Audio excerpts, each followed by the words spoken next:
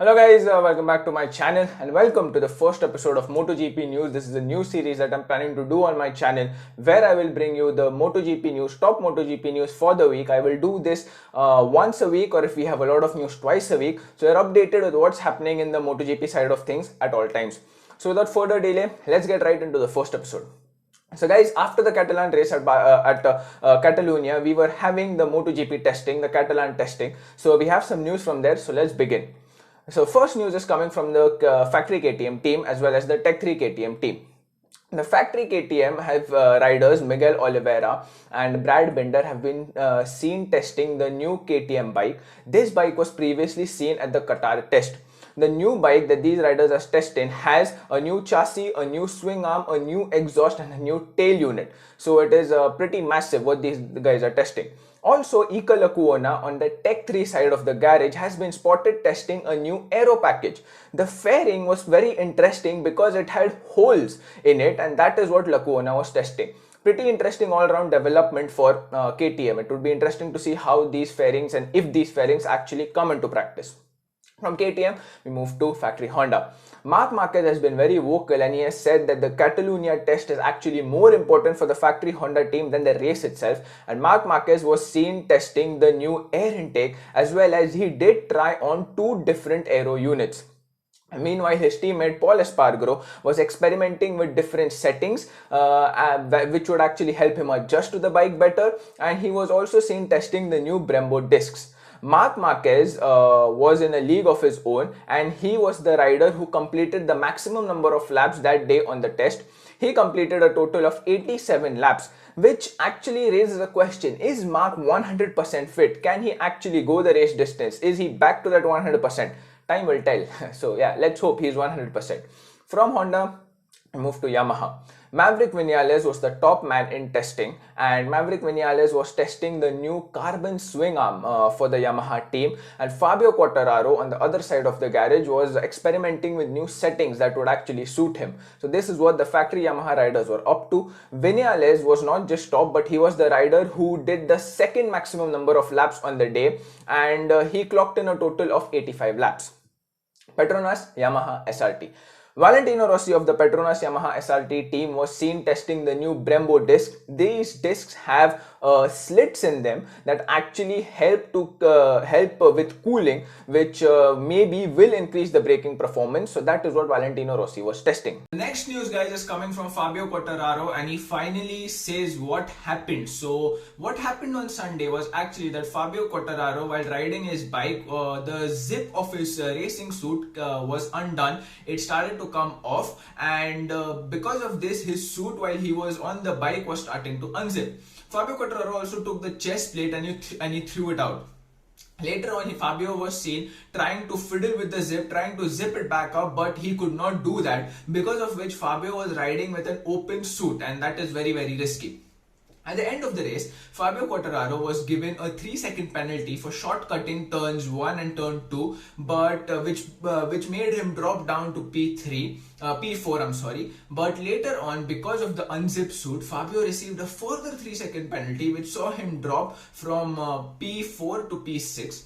Fabio went on social media and he expressed his discomfort for this decision, in which he was handed a 3-second penalty, and he was pretty disappointed. Fabio did also tell his side of the thing, and he had to say that the zip had opened on its own and there was nothing he could do about it. He also said that he tried to pull it up. He said it was bothering him because he had to actually try to do the zip back up. He had to actually also brake and control the bike. And do not forget, while all this was happening, he was battling with Jack Miller. So he says that it was a pretty hard situation to deal with. Also, he also goes on to say that he managed the situation pretty decently to the best of his efforts. And as we know, that Fabio Quartararo thinks that he did not deserve the 3-second penalty that he was given because of his undone zip. So guys, from that, let's move to the next news, which is that Alex Rins is hopefully going to be cleared to be raced at the German Grand Prix in Sachsenring. Alex Rins had undergone a surgery because he had had a broken radius, which he suffered because of a cycling accident that he encountered on Thursday, which made him miss the race on Sunday.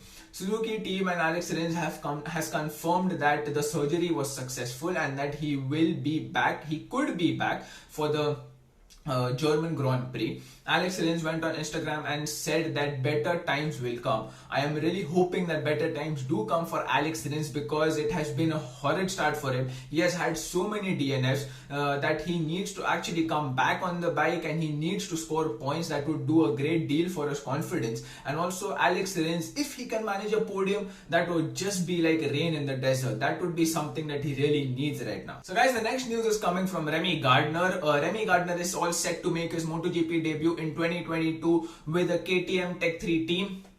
So Remy Gardner has earned a seat in the MotoGP lineup with the KTM Tech 3 team, and he will be making his debut in 2022.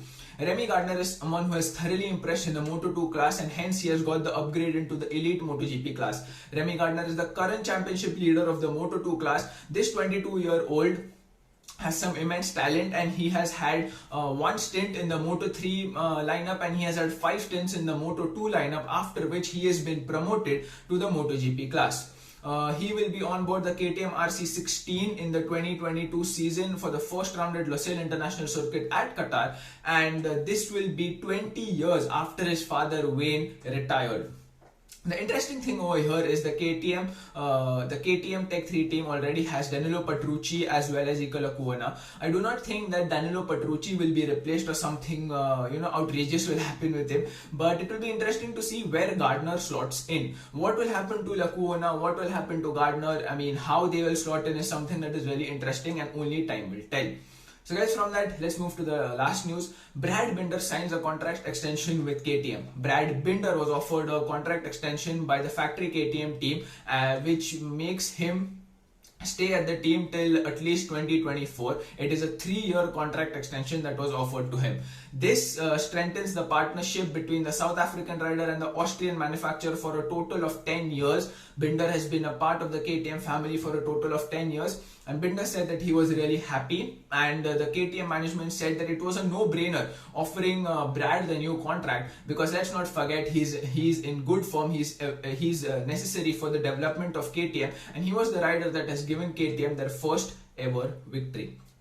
So guys, that was it for the first episode of the news. Please let me know in the comments below if you have any suggestions, any improvements that I can make. Please make sure you leave it in the comment section below. If you like the video, hit the like button. If you dislike the video, hit the dislike button twice. Also guys, if you're new to the channel, please do not forget to subscribe to the channel, because I do bring MotoGP content on a regular basis, and I'll see you in the next video. Bye bye.